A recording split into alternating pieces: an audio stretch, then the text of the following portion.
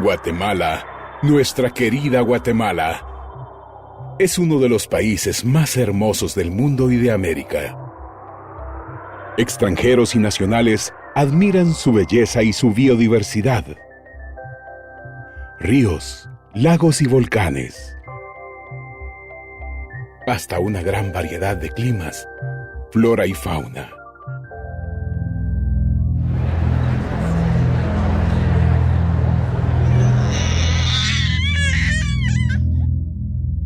Pero en muchos de los casos, hace falta abrir un poco más los ojos.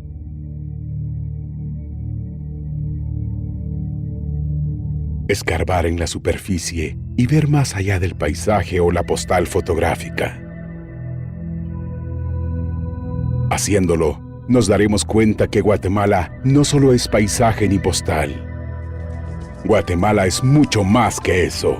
Es su gente, es su población. Son los guatemaltecos que, día a día con su trabajo y con su empeño, se esfuerzan por vivir mejor. Al escarbar un poquito, es fácil percatarse de que, desde hace mucho nuestro país dejó de darle importancia a lo más importante: su gente. Así como cada uno de nosotros tenemos una historia personal que nos ha traído hasta aquí y ha determinado cómo pensamos, en qué creemos y en qué no creemos, cuáles son nuestros valores y principios o cuáles nuestros más grandes defectos y virtudes. Así, el Estado de Guatemala tiene su propia historia que determina que hoy tengamos lo que tenemos. Es decir, lo que hoy nos sucede es efecto o consecuencia de lo que hemos hecho antes y de lo que hemos dejado de hacer. Esa historia de país que nos ayuda a comprender lo que nos sucede en el presente es una historia que apenas nos enseña y algunos se empeñan en esconder. Como sociedad, hemos cometido grandes errores que, si no corregimos lo antes posible, nos llevará a padecer problemas mayores que los presentes, causándole graves daños a nuestros hijos y nietos. Es tiempo de reconocer el camino transitado. Desde la ocupación y conquista entre 1492 y 1524, en Guatemala se instaló en las élites que conducían el país una concepción racista que provocó que las mejores y más productivas tierras que constituyeron el principal medio de producción de la época quedara en manos de españoles o criollos y no de indígenas guatemaltecos. Igual sucedía con el poder político y religioso, que fueron impuestos de manera paralela. Los indígenas, originales habitantes de estas tierras, fueron esclavizados al servicio de la producción y el comercio externo controlado por los países europeos. Se cambió la forma de ver la vida, de cultivar la tierra, la organización y el relacionamiento entre la población, y se impuso otra forma de ser y vivir, como consta en distintos documentos de la época colonial, que comenzó en 1524. El racismo fue encontrando justificaciones de todo tipo, siendo las más comunes las que consideraron a los indígenas como haraganes, conformistas y borrachos, así como el clasismo porque había diferenciación entre criollos, mestizos e indígenas. Todo esto a partir del control o posesión de los medios de producción, fundamentalmente la tierra y la mano de obra. 4 cartas del Cabildo de Santiago de Guatemala, firmadas por 5 de los encomenderos más ricos de la región, dirigidas al emperador de España Carlos V, decían que los indios, como no están hechos para el trabajo y en esta tierra vienen a holgar, les hagan trabajar, que como son pobres, conténtanse con poco y échanse a dormir y no quieren más. Casi 300 años después, en el mundo empezaba a tener cabida un pensamiento moderno e ilustrado. Sin embargo, en nuestro país, con la independencia de los criollos de España, la llegada de regímenes liberales y conservadores dieron continuidad en sus rasgos más marcados a la lógica racista y clasista en la construcción del nuevo Estado guatemalteco y modificando las formas de producción, el control del comercio y sus ganancias. El Estado guatemalteco, la élite política, también actuaba con lógicas racistas y clasistas, solo que ahora basadas en leyes u ordenanzas. Los indígenas fueron considerados algo así como ciudadanos de segunda categoría, a quienes había que tener como súbditos y fuera del progreso. Aunque también hubo progreso para parte de la población del país, en el fondo se siguió propiciando un modelo que fomentó la desigualdad y la pobreza. El estigma y el prejuicio sobre el indígena y el mestizo pobre, calificándolo como haragán e ignorante, se mantuvo durante esta época y se utilizó tanto para excluirlo del desarrollo como para culparlo de la falta del mismo. Los pobres y los indígenas seguían produciendo para otras y otros. El poder legitimó el racismo y la exclusión social como una actitud desde el Estado. El Estado independiente representaba exclusivamente los intereses de quienes eran considerados ciudadanos y no de la gran mayoría de la población, que seguía viviendo subordinada de acuerdo con lo que definieran las élites del país, fueran económicas, políticas y hasta intelectuales, todas permeadas por el pensamiento dominante. Estas lógicas racistas y excluyentes se llegan a practicar de manera inconsciente, por lo que incluso se considera que aquello que no es normal, sí lo es. El racismo y la exclusión quedaron instalados en la práctica y en el pensamiento como si fuera la normalidad en el país, lo que ha facilitado la reproducción de estas desigualdades por varios siglos. En 1871, con la llegada de la Revolución Liberal, hubo progreso, otra vez, solo para algunos sectores de la sociedad, aunque se impulsó la educación primaria gratuita y hubo otros avances en industrialización. Por ejemplo, el racismo y la exclusión seguían a la orden del día, propiciando desarrollo para unos cuantos y no para todos por igual. En esa época, en la Gaceta de Guatemala, uno de los periódicos más ilustrados y que, sin duda, representa una muestra de las discusiones de las élites intelectuales y políticas del momento, se discutía acaloradamente sobre la inconveniencia que supondría darle el mismo estatus a los indígenas que a los ladinos, y se concluía que esta casta infeliz nada puede por sí y todo lo espera de la parte más aventajada de la población.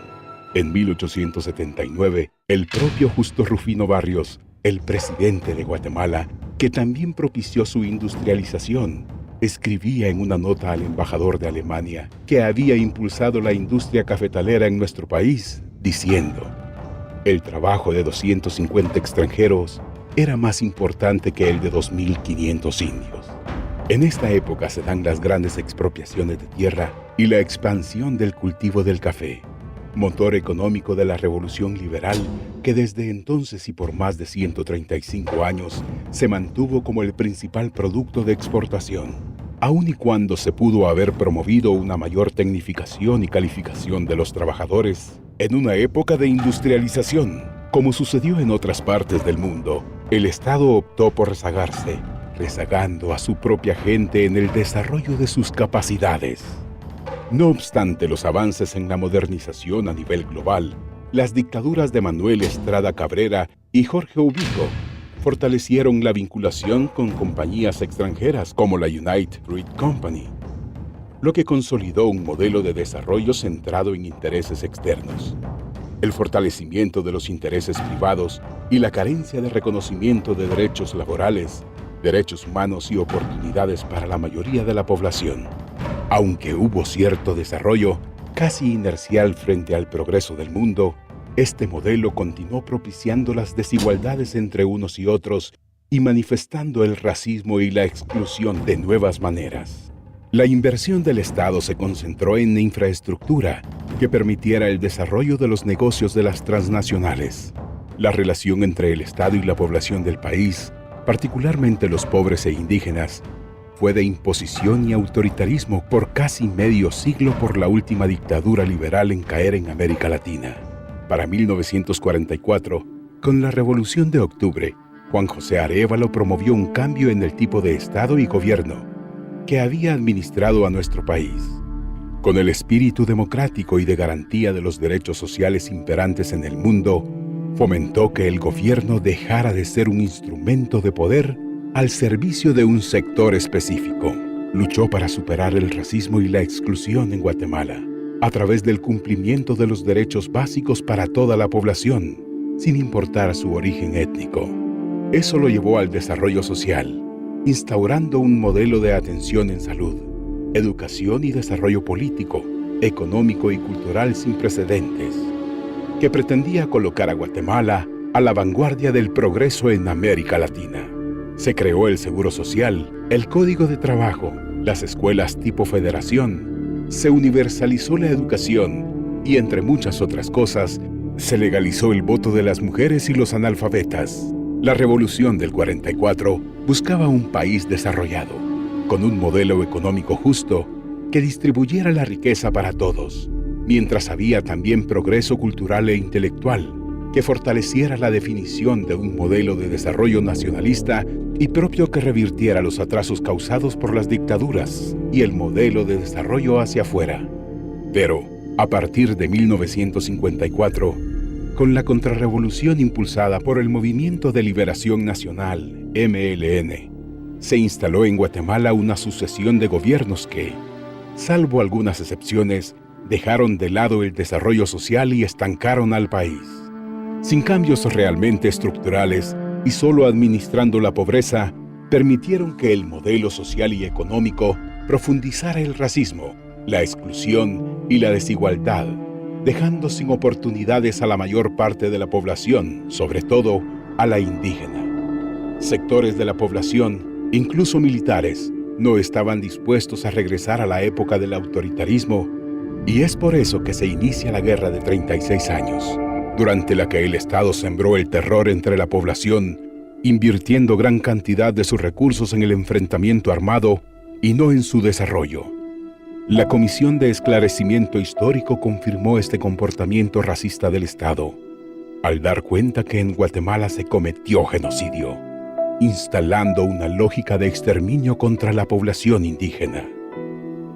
Más de 250,000 personas fueron asesinadas, 50,000 desaparecidas y más de 45,000 buscaron refugio en México.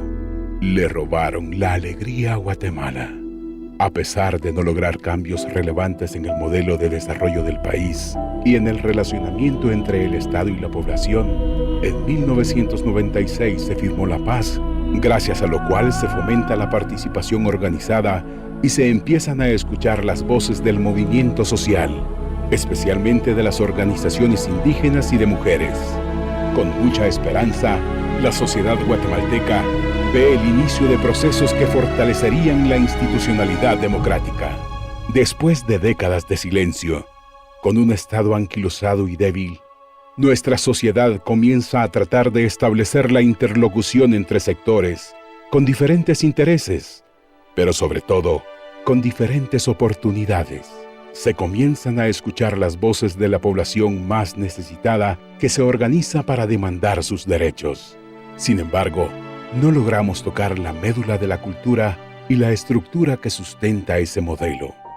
12 años después, el presidente Álvaro Colom llegó al poder y encontró un Estado construido para fomentar el racismo y la exclusión y la desigualdad, con una institucionalidad débil y en buena medida subordinada a intereses de un pequeño grupo. Racismo y exclusión reflejado en la negación al acceso a la salud y a la educación y a servicios básicos como agua potable o energía eléctrica e infraestructura social y productiva, generando tremendos desequilibrios entre los que tienen recursos y los que no. En ese sentido, basta sobreponer los mapas del país para percatarse que quienes carecen del acceso al desarrollo son las poblaciones pobres e indígenas, ubicadas en su mayoría en el noroccidente del país.